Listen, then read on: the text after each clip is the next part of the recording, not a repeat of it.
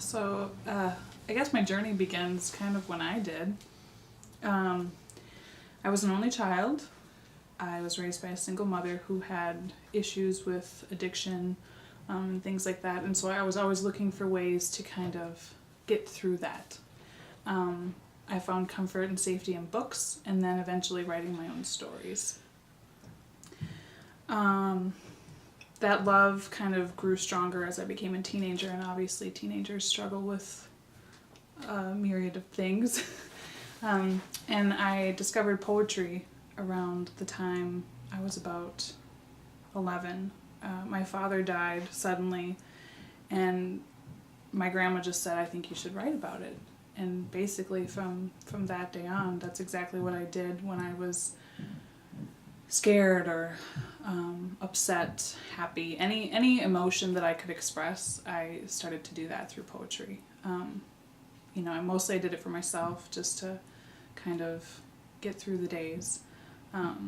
I shared it here and there with friends or family, and everyone was like, "Oh, this is good. You should pursue it. You should do all of these things." And life had other plans for me. I kind of weaved in and out of schools, neighborhoods, things like that. As I mentioned, my upbringing was a little bit rocky, so that my dreams had to be put on hold because I needed to survive. So I never stopped writing. That's just kind of how I kept going. I would work because I had to, but in my spare time, that's what I would do. I have journals and journals and boxes of stories and poems and things that I've written. And that has always been something that I wanted to bring to the forefront of my life. And so I found, smaller ways to do that. I would read at local coffee shops or open mic nights here and there. And it was just, it felt safe and natural. It just felt like that's what I should be doing. But I could never give up the survival aspect of life. I never ended up pursuing school like I had planned. I wanted to move to New York to become this hotshot writer. I think everyone has that kind of a dream. Instead, I had a daughter very young, and again, writing had to take a back seat. But throughout my life, I think there's this way about artists or writers or people who have tougher backgrounds where you tend to find each other. You walk into a room and you kind of know who your people are. So over the years, I started to find my people, and they were encouraging of this other side of myself. One person in particular I met when I was working at Hamlin. Her name is Sherry Fernandez-Williams. She's a local writer. She works at the Loft as well. She published her memoir a couple years back. But she's been kind of a driving force in where my life is currently. She just said, you have something and you need to share it with people. And she's such a genuine person that I was like, it felt real, and so I did it. And I started going through the work that I had produced over the years and pulled something together. And then I contacted a local publisher and I'm self-publishing a book with Wise Ink. And she just kind of every step of the way was just like, yes, keep doing it, keep doing it, keep doing it. So I did. And then she also had this idea of for a way for me to build community. And she said, have you ever thought of a reading series? And I was like, of course not. I'm an introvert and I absolutely hate being in front of people. She said, well, I really think that you should. Maybe you should just dig around the local coffee shops and see what you find. So that's how I got in touch with the coffee shop Northeast. I just reached out through an email and said, hey, I'm a local writer. I have a book coming out soon. I'm curious if this would be something you were interested in. And he wrote me back pretty much right away and was like, yeah, we've been thinking about this for a while. So in September, I started a monthly reading series where I've I've been blessed to have like amazing people come. I mean, well-known writers from all over the Twin Cities. So that started in September, and like I said, I've just met so many people through that process, and people who are willing to spread the word and be really supportive. And I don't know, it's just, that's a long story, but that's kind of how I got to this moment.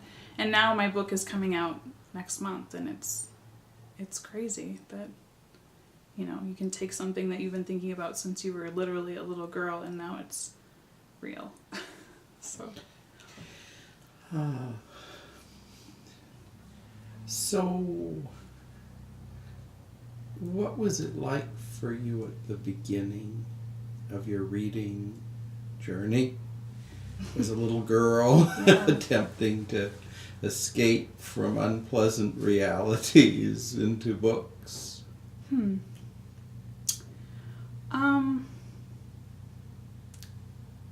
was it like? There's something about reading that that comforts me in a way that nothing else can. Like, some people have music or whatever, and me, the idea, like even in this room, the idea that there's all of these stories tucked away, it's like the coolest thing to me in the whole world. And I used to hang out at the library when I was like, you know, a 12-year-old. There actually used to be a library just on this same block, and I would go there every day. You know, they'd have like story time or whatever, but it was my favorite place to be. You know, like other kids my age, their parents would be yelling at them to like get off the phone or turn off the TV, and my mom or my grandmother would be like, you need to put the book down, you know, like it's time to go to sleep. It felt limitless. Every time you were in a book, there didn't have to be an end. Even if there was, you could continue that story on if you needed to. I don't know. And were there some books that were better for you than others? Oh, I shouldn't admit this. This is really stupid. The books that I loved the most when I was like an early teen were R.L. Stine books, which are like not murder mysteries, but like murder mysteries for teenagers. Because they were like nail biters. They kind of kept you at the edge of your seat, and there was little mischief, which was fitting in my life. And then I started reading Dean Koontz for a long time. And I can't really remember the first poet that I read. It was probably something like Anne Sexton, like Cotton Candy on a Rainy Day, where it's like you just read it and your mind is literally blown. And it was like, here we go. One of my favorite poets, which people are always interested to realize this because I'm a little bit of a feminist, Charles Bukowski, who's a drunk womanizer, but the way that he writes, there's no lies there. It's just raw, and I appreciate that. Yeah. Given what you said at the beginning, sure. I was expecting different books.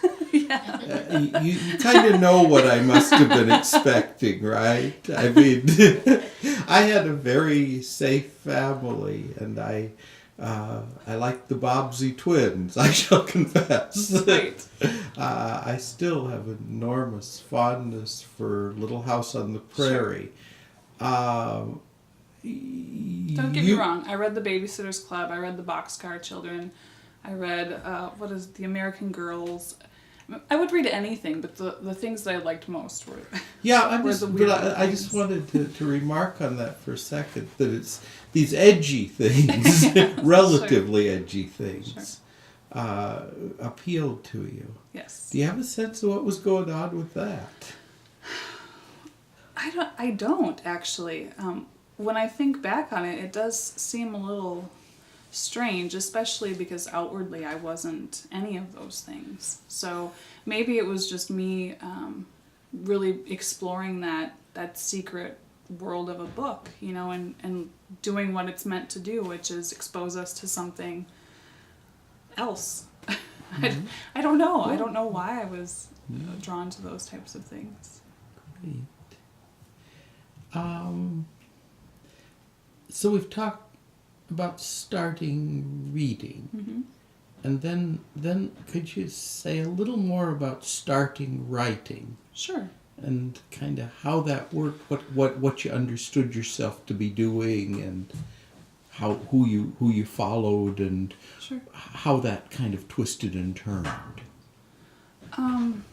You know, sometimes I still don't quite consider myself a writer because I'm never quite sure that I'm doing it right. I read the people who are winning the awards and being published and super well known, and I am nothing like that. I don't paint pretty pictures. I don't use fancy language. I just get to the point. And it's probably because I used it as a sort of therapy, where it was a way for me to put very simply what was happening in my life, what I was feeling, and then being able to look back at it and say, okay, now where are we going from here? So it was a tool, like a coping mechanism, a tool to just get through. It wasn't, I didn't want to sugarcoat or be confusing or too fancy. So I still struggle with that. Like, am I truly a writer? You know, and am I going to have to prove myself at some point, you know? I don't know. I think when I discovered Charles Bukowski, I was around 16 or 17. And it was what I was doing, where it was just simple. He used simple words. He talked about everyday things. And things that people overlook, like people who live on the street, homeless people, drunks. They're very much worthy of storytelling. And I think sometimes people want to avoid all of that, you know, in everyday life and especially in the arts. You know, it's like, I don't know. I think everyone has a story and they deserve to be talked about. So that's why I liked him a lot, actually. So initially your poetry was for you, Mm-hmm. to help you get through what you had to get through, Mm-hmm. to help you celebrate what you wanted to celebrate. Right. And did you find that it did the job for you? I think so. I mean, I kept going, and against all odds. I mean, that's something that I hear often when people start to learn a little bit more about who I am and the things that I've had to deal with. They're just like, how in the world are you still smiling and happy and, you know, still trucking, not to be too cliche. And it's like, well, I had to. I didn't have a choice. And then I always thought about myself as a little girl in my writing, where those stories literally saved me from certain things. You know, what if I could do that for someone? What if someone read something that I'd written and they were like, yes, I'm not alone. I'm not by myself. Someone else has gone through this. That to me tells me that I'm doing the right thing. Is that I want people to feel what I felt, which was less alone. That there's someone out there, you know, fighting the good fight too. So even when you were writing and weren't showing it to Mm-hmm. anybody, you felt less alone by writing? Absolutely. It may seem silly, but No, it's just how it is. And so, when did you get? I mean, it seems like there's a move. You're writing for yourself, Mm-hmm. to help yourself, to encourage yourself, and then there is this move to maybe somebody else will read this. sure. How long did it take before that came up? A long time. I mean, literally last year was when I was like, let's just do it, you know. And it was when I stopped listening to the voices up here and I started listening to the people who love and care about me, you know. I think what happens up here is still a lot of what was going on when I was a little girl, where it's like, why are these things happening to me? I'm not good enough, I'm not this, I'm not that. And then you have real live people telling you, no, you are this, you are that, you're great, just give it a shot. So I find that I started saying yes when I was nervous. If I was scared, if I was like, this is for sure gonna fail, I would say yes anyways, and then see what would happen. And it's helped in more ways than just writing and books. I got a great job. You know, I left a job that I'd been at for 10 years. Now I work at the U, and it's been amazing. I just said, oh, I'll just send some poetry into this publisher and see what happens. And they were like, yes, let's do this. Granted, I'm self-publishing, which some people have opinions about also, but I just said, let's do it. And when I do that, everything kind of has been falling into place. So I just keep on saying, let's do it. Well, just to get the timeline straight then, Mm-hmm. how many years were you writing before you decided that you should go public with it? Okay, well, like, seriously writing, probably close to 20. I mean, the first poem I ever wrote, I was 11. Literally, it was the day that I found out my dad died. It was terrible, you know, and I needed to put that somewhere. But at that time, I don't know that I really saw it as being a thing that people did with their lives, you know. It wasn't until I was around 16 where I was like, this is something that I could do. I mean, you see the books and you're like, yeah, that could be my name on the shelf sometime. So close to 20. I mean, like I said, I would share it here and there at different places. I would send things occasionally to magazines, and then I'd get one rejection. I would be totally upset for months and months, and it was just really sad. So I stopped doing that for a long time. You know, because I was easily wounded or whatever. I don't know.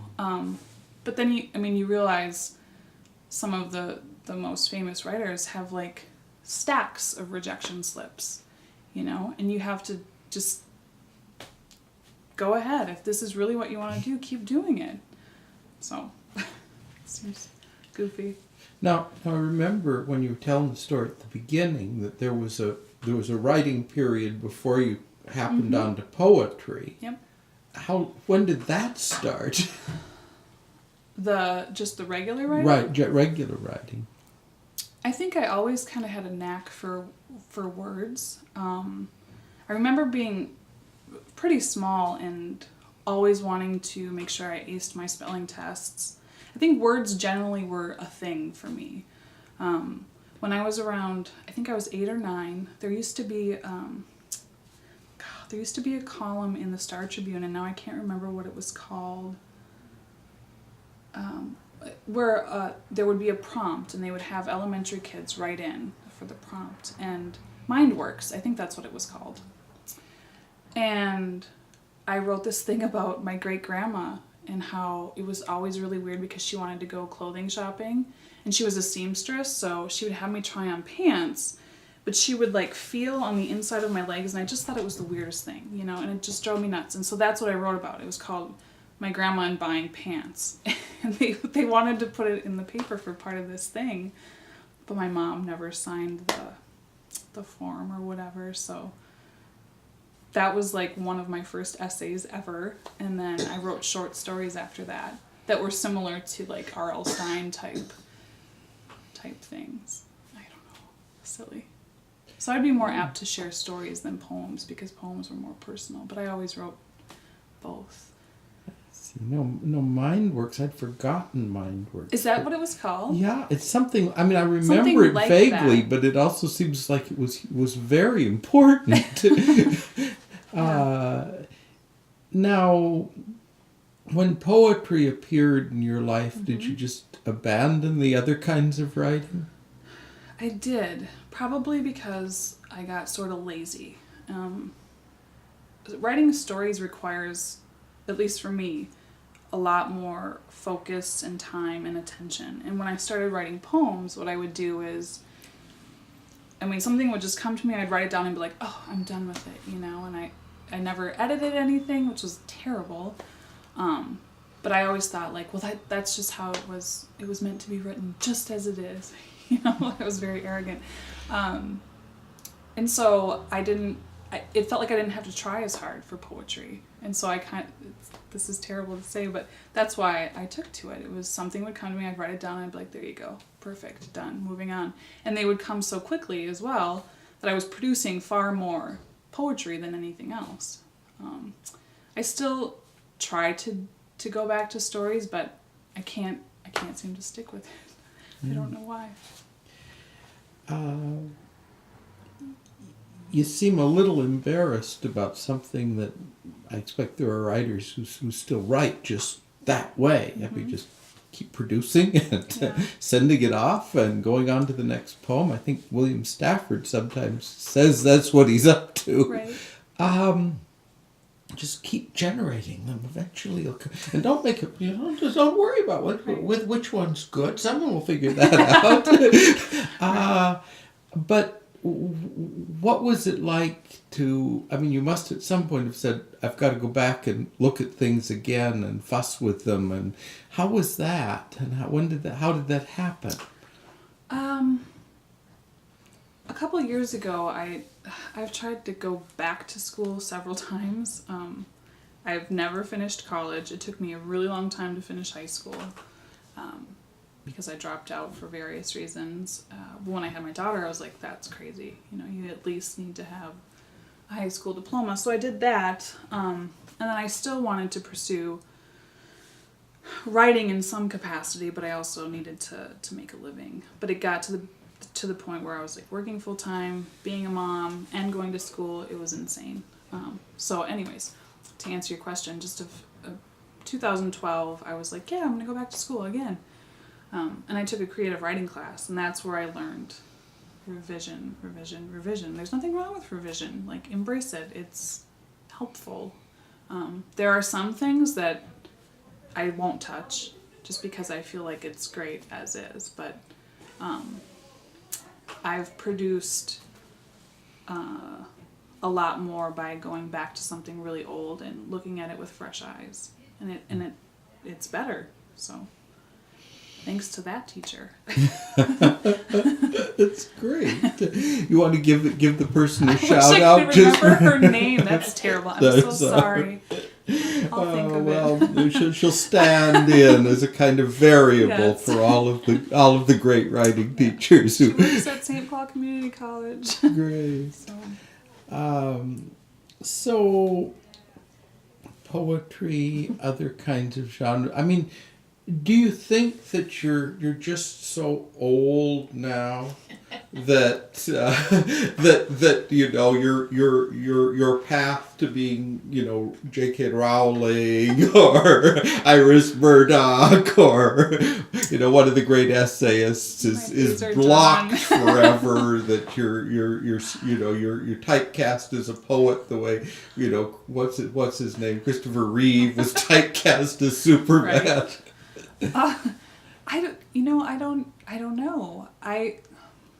I still, like I said earlier, I still struggle with believing that I should even be a part of any of this. And at some point I'm going to have to get over that, I think.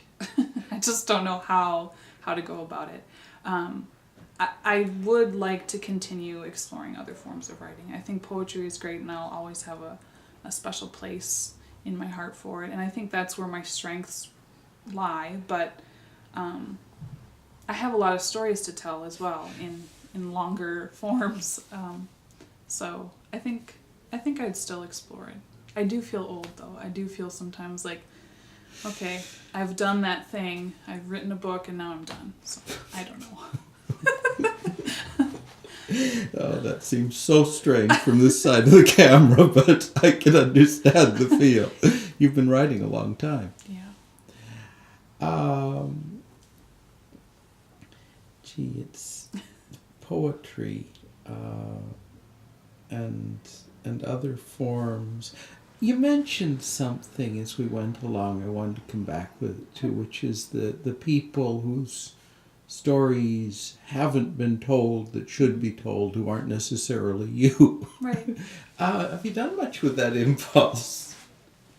No. No, and I've had some ideas about how to get involved in something like that. I went to a reading not too long ago.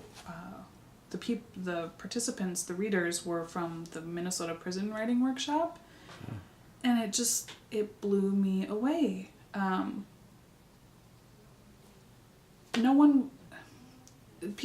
Many people have their judgments about people in the judicial system or whatnot, but there was a guy who was talking about a relationship that he built with his cellmate. You know, these two unlikely guys in the worst place they could possibly be, starting a friendship, and just the way that he crafted the story, it was absolutely beautiful. And I was just like, yes, this is the kind of stuff that I'm talking about. These are the people that I'm talking about. Like, we all have stories, and they're fascinating, they're amazing, and I feel like in this day and age in particular, we're so quick to dismiss people and judge them and comment behind our computers, and it's insane. I think if we could get back to that more personal sharing of each other, I don't know, I would just really like to be a part of that in some way. Or even young people. My daughter's a freshman in high school, and she's also a writer in her own way.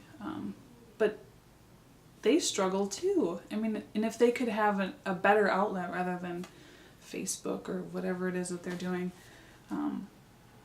I would like to encourage that as much as possible. Mm-hmm. Is your daughter a writer? Mm-hmm. Great. She's actually quite good too. That's nice. Yeah.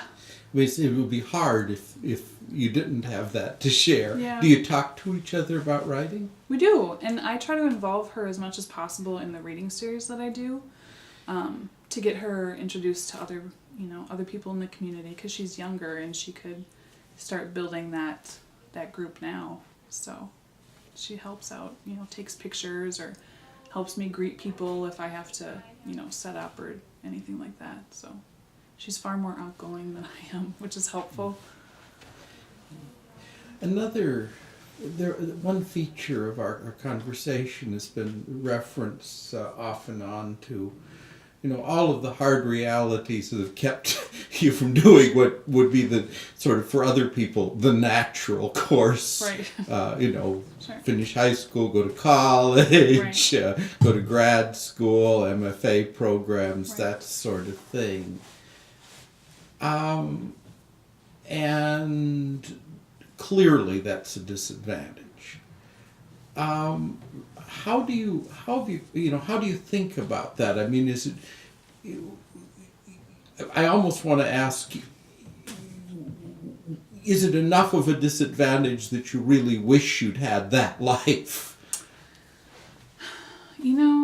The answer to that probably changes here and there. I sometimes wish I had the traditional way about my life. But then again, I don't know that I would be the same person if I had. So would I still have this gift or whatever it is that I have? I don't know. Part of me feels like because I didn't have that natural, these are the things that you do and this is the order that you do them in, is that what's preventing me from joining the clubs? Is that what's preventing me from being published more often? It's only happened twice. I don't know.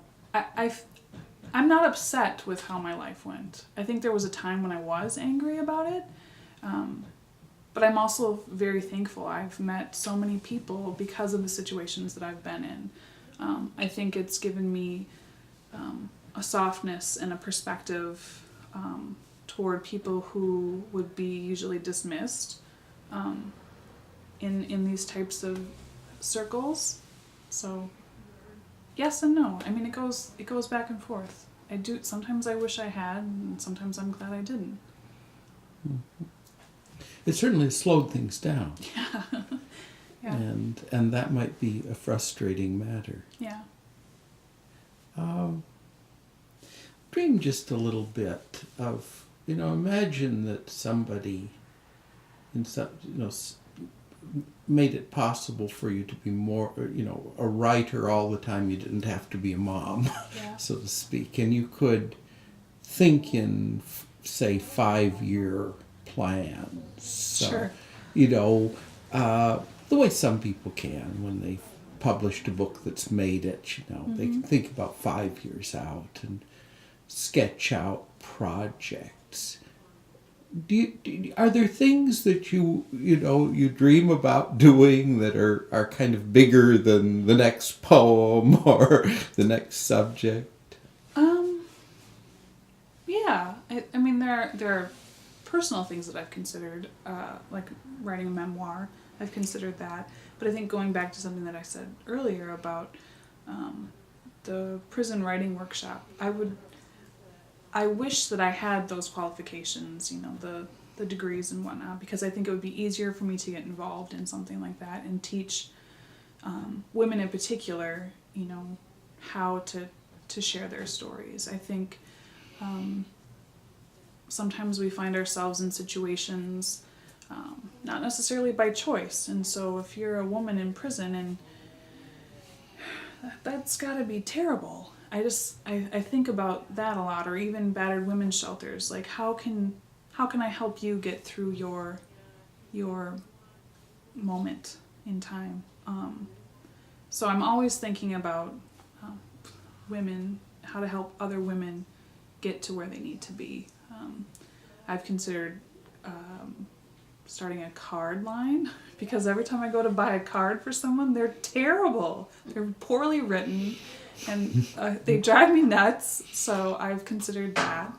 I think if I could just wake up and write anything, something, all the time, that would just be, I don't know, that would be like my heaven, I think. Mm-hmm. To be able to live and write at the same time. Yes. Have you had in any corner of your life a chance to teach? No, not really. I mean, being a mom, I'm obviously my kid's first teacher, but other than that, not really.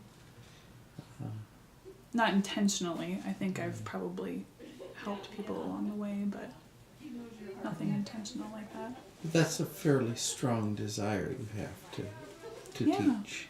That was actually my first idea, was to be an English teacher at some point. Middle school English teacher specifically, because I had a 7th grade Mrs. Ruth. I love you dearly. She was the very first person actually who said, "You have something special." Actually, now that I remember that. And she was genuine about it. So I said, And I always think about that when I'm doing something special with writing. Like, maybe she was right. So. And you've had a number of good teachers since then. I have. And what makes a good teacher good? For you, I mean, not in general.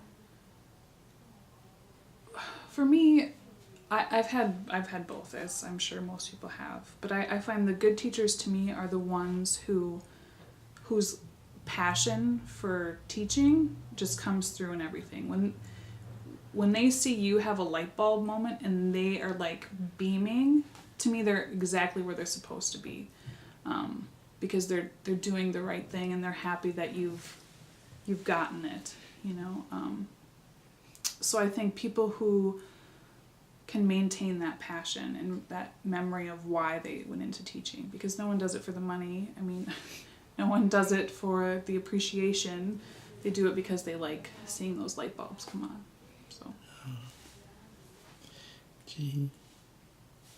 It's, I'm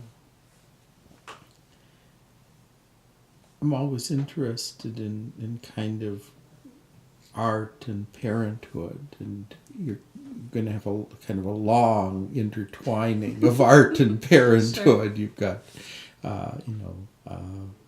just a long parental career. How do those work together for you? I don't mean just how you are parent as an artist, but kind of how the interchange happens between being a parent and seeing your kid and thinking about your kid and sitting down and writing. That's a good question. I never really see myself as like separate things. But I do find that I probably encourage artistic aspects in them more than maybe others would. I try to, like if I'm writing at home, I try to do it just out in the open, even though sometimes they drive me crazy and I don't get a lot done, but so that it's an integrated part of everything that we do. We have books everywhere, we have writing utensils everywhere, paper. I don't want it to be mom is over here working and writing. I want it to be mom is, just here doing what she does. And my 4-year-old, he likes to paint. I don't know that will go anywhere, but anyway, I think he has that curiosity for words and letters as well, and so it's kind of fun to see in him the things that I remember about myself as a kid.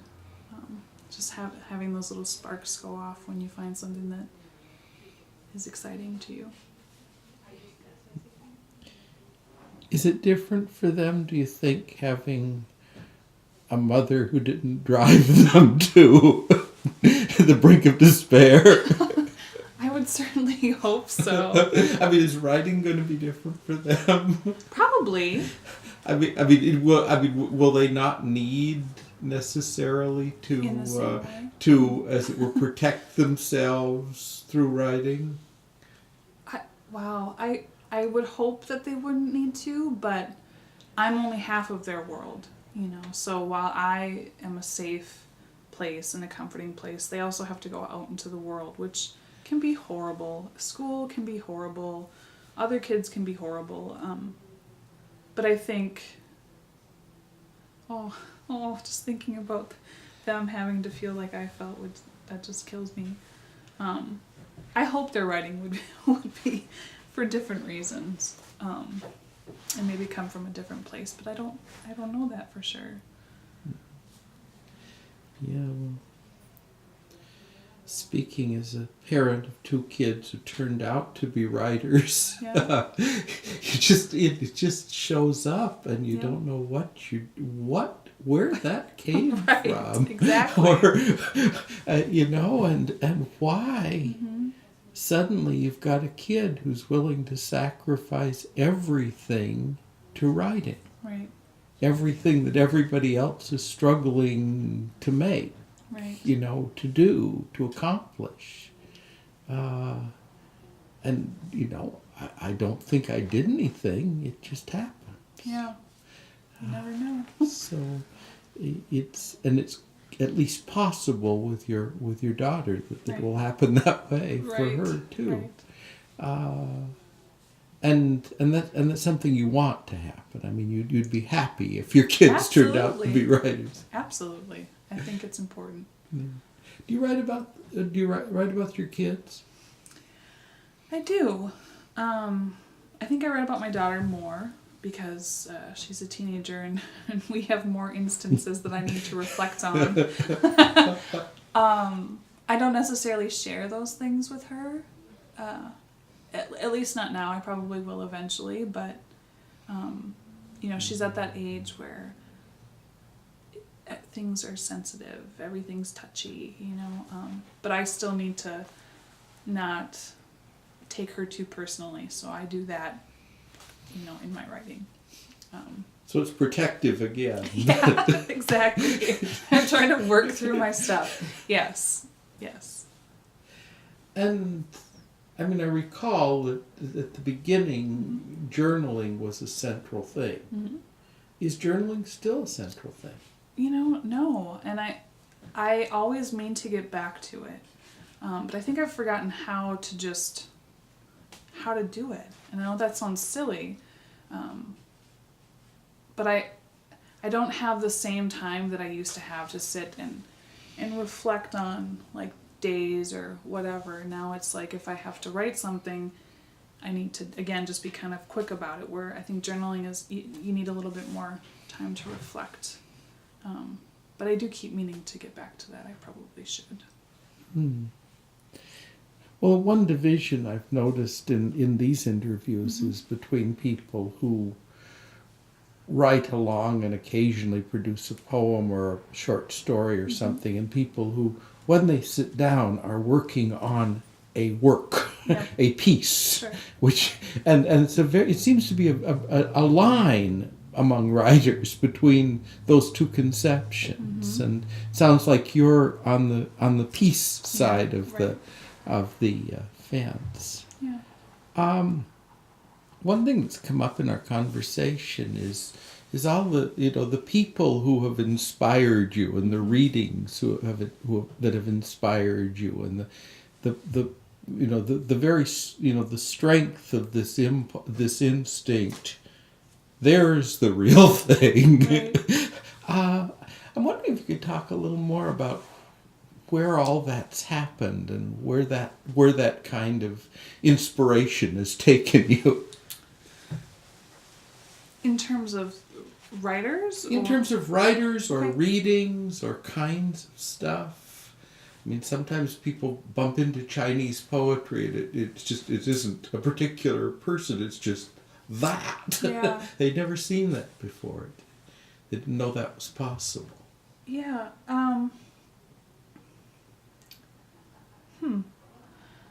I find that compared to other people, like a lot of the people that I've been meeting will say, "Oh, have you read so and so?" And I'm like, no idea who that is. And then they look at me like, "Well, what on earth?" And so again, there's that club aspect of it. And I think it has to do with with my style of writing, how I write, and the things that I want to consume are not the typical well-known writers. I've been watching a lot of performance poetry, and there are some people that they're just mind-blowing, and so I found that I've been watching those instead of reading poems to be inspired. I don't know. I haven't read any new people lately either. I kind of go back to the old stuff to be re-inspired. But I don't know if I answered your question. And what is the old stuff? This is silly. Mostly Charles Bukowski. I have almost every single one of his books, and so I've even done things where I've taken his book and made a poem out of all of the titles of his poems in a book, just to kind of get myself going again. But I have been trying to, when I meet people now through the reading series, if they mention people to me, making notes of that and trying to explore as much as possible, because I think I'm sure that the next part of me to be awakened is somewhere in that list. I can't just keep going backward. That's not always healthy. So trying to pay attention to who's up and coming, especially reading the people who've been coming to the readings. I mean, these people are amazing and they're everywhere. So trying to be supportive of them as well, and being more familiar with their work and getting inspired through people that I actually know. Yeah. Well, my son for a really long time was primarily connecting through performance, spoken word stuff, and it's just if it wasn't something he could actually hear, it didn't exist. Right. So, is there? I mean, you talk about yourself as a shy person, but is there a performer someplace in there? I think there is, because what happens is when I get up, and at the reading series, I usually open with a few pieces of my own. Excuse me. And what happens is, as soon as I start, I go away, and this other person is there, and does the thing, and then when it's done, I'm back. And I have no idea if it was good, I have no idea if it was bad. So I think I need to build a better relationship with that person. Because if my book is to take off, well, you have to get out there and you have to do some stuff. So I think I'd like to develop that part of myself a little bit more. Mm. My neighbor is first rate in what he does, but has childhood back problems and started going on the stage because he said, when I go on the stage, my back problems disappear for the duration. Right. They aren't there. Yep. So maybe it's useful not to have too good a relationship. Well, yeah, maybe. Have a nice escape to another persona. I always have to go, is that okay? I have no idea what just happened. That's neat. Well, for a shy person, the Garrison Keillor has given us a really good idea of shy people in Minnesota. Kind of one of the things one doesn't think about with a shy person is starting a reading series. Yeah. How is that for you? It's actually terrible. It's terrible, but it's amazing at the same time. Again, it was one of those things that I did without thinking, because it seemed like the right thing to do, and so if I thought too much about it, I would talk myself out of it. My friend Sherry, she said, this is the best way for you to kind of get your name out there, get to know other people, and I was like, okay. But I dread it. I mean, to be honest with you, I dread it every time it's coming up. It makes me nervous because as soon as I get up there, I mispronounce people's names, I mispronounce words, I look like a total ding-dong. But people keep saying yes, they keep coming and they say it's great. So I don't know if they're just being kind or they find it endearing, I don't know. But I feel like I'm just a horrible mess at it. But I think other people enjoy having a place to come and share their work, and I like providing that. So I can deal with the 1 month or 1 day of the month, flustered, crazy person act just to get through it. But it's not my favorite thing. It really isn't. And how do you make the decisions as to who reads and how it goes, and how do you find your people? I've been really fortunate in people just say yes. So I know a few people at the Loft. There's a few people who've graduated from Hamlin that are also writers. I kind of know all of these people who know all of these other people. So I've just been like, hey, do you think so-and-so would want to read at the coffee shop? And they're like, well, go ahead and ask them. So, I mean, literally, I just reach out to these people that I've never met and say, hey, I have this reading series. This is how it goes. Each person gets 10 minutes. You're welcome to read whatever you like. It's a nice, small, cozy place. It's great, whatever. And everyone is so open to it. And they come and they're gracious and they share amazing work and they stay and they chat afterward. And I've just been really lucky. I don't know. I reach out to people on social media. I've never met these people. I'm like, oh, hey, I heard you read at such and such 2 years ago. Would you be interested in this? And they're like, sure, why not? So that's kind of how it's been going. So you've been also going to a lot of readings and kind of to find people for your own.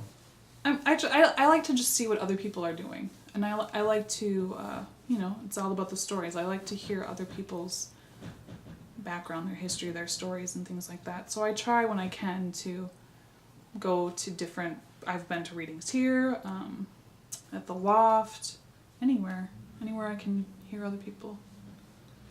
So how alive is the poetry scene in this area? I mean, I used to know because I used to do the calendar for it, but I've lost track.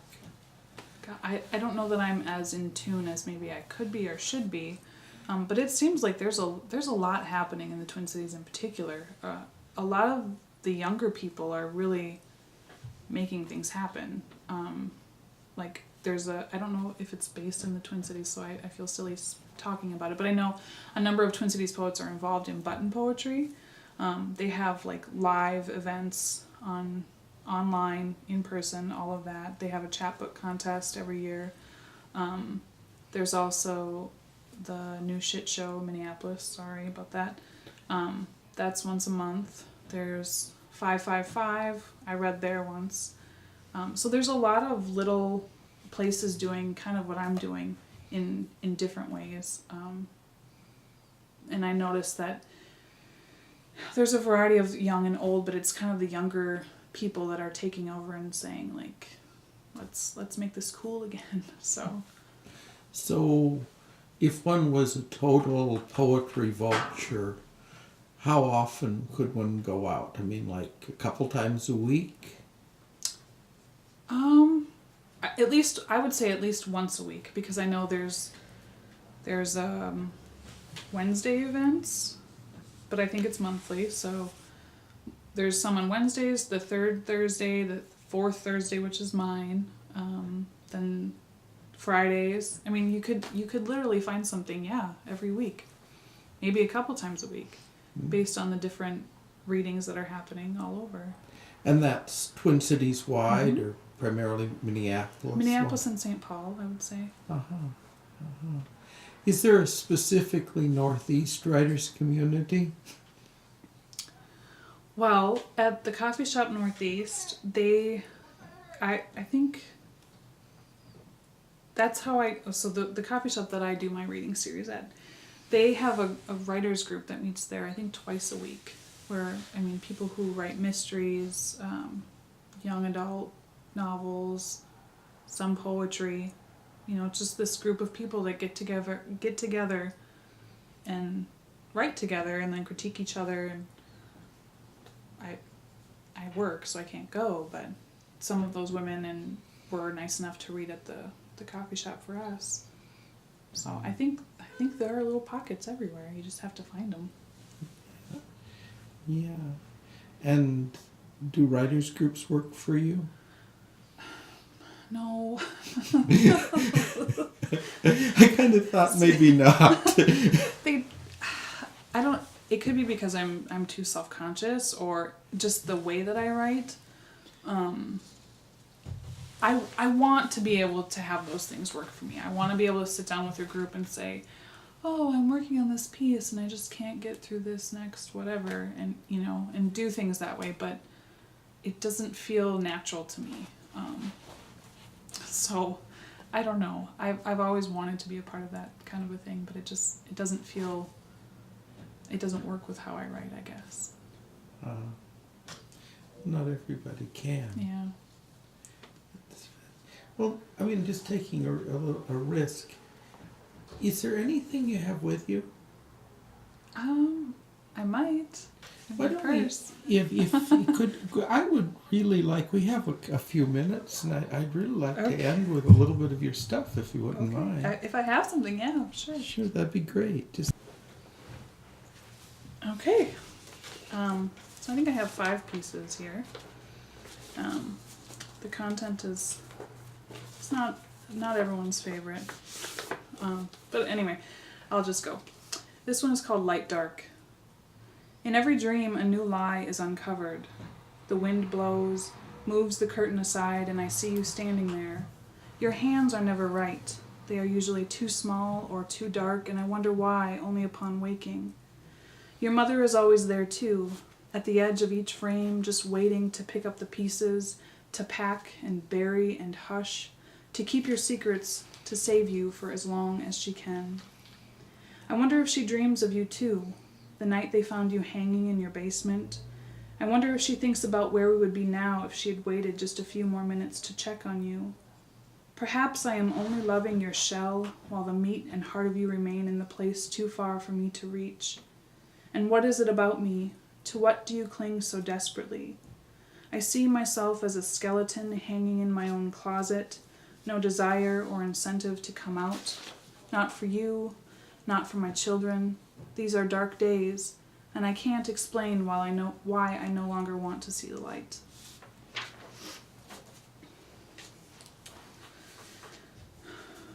If I knew better, I'd stay thick around my middle. I'd stay full of babies. I'd stay full of the need to be someone's comfort.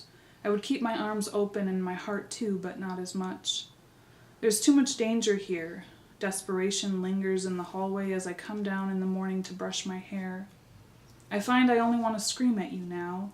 Your lips taste bitter when you kiss me. Your fingertips are rough from all of the things you try to scrub away and hide. You can't hide from me. I learned to be smoke as a child, mist, air. I learned how not to be seen, but I see you. I see the way you unfold yourself before all of these women with simple names, and I'd laugh if I didn't love you. If I hadn't loved you for as long as I can remember. Remember when we were 13 and you kissed me under the trestle bridge? I always knew I'd be too much for you. At the same time, never enough. At the same time, never enough for you. But I tried anyway. Repent and repeat. This is a poem about abortion. This is an apology to my daughter. This is about the red line of lips, of secrets kept and voices hushed. This is what it means to be a woman, a broken home, a thief. This is about bones and skin and teeth and memories never made. I am not a headline. My womb is not a story. I still cry some days when I remember how I knew he was a boy. How I sometimes look at the boy who came years later and wonder, is it you? Did you find your way back to me? This is a poem about my third child, another time I forgot to say when. This is about the way I cry because I don't know who they want me to be. This is about how my mother and grandmother are always standing there with tongues unsheathed, my flesh so quick to split. This is a poem of repentance and how I'm learning to forgive myself. Forgiveness. Your lies left craters inside me. I'm convinced that's where all of my socks go, why my feet are so cold while I shove them against your bare flesh at night.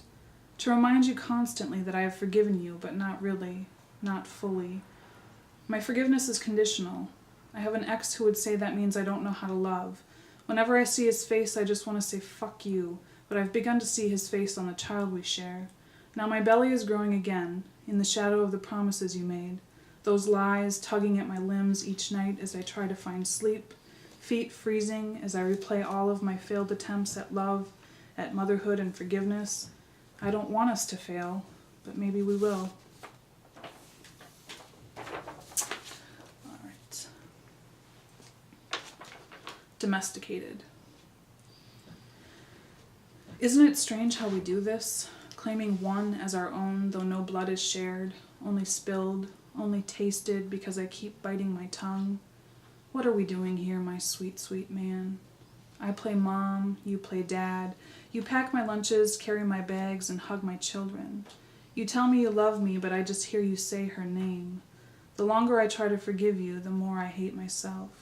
You play husband, and I play dad, until you're behind me, my hair in your fist, and all I can say is harder because this is something I understand. I am just an animal who wandered into your cage, who only realizes I'm hungry when you offer your hand. That's it. Thank you. Yeah, welcome.